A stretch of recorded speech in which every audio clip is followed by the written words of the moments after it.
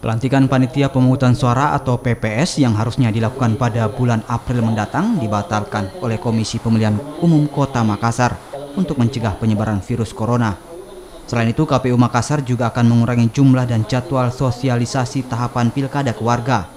KPU Makassar akan mengintensifkan sosialisasi melalui media. Sosialisasi terbatas ini akan terus dilakukan hingga penyebaran virus corona terhenti.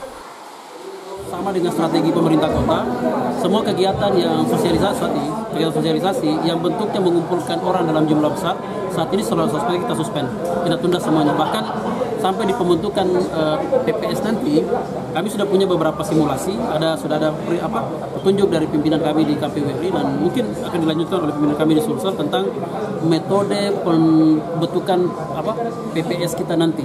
Kami tidak akan lantik secara bersamaan, skenarionya ada dua, bisa diserahkan kepada PPK untuk melantik, atau toh skenario keduanya adalah ditunda pelantikannya sampai dengan kurva wabah ini menurun nanti.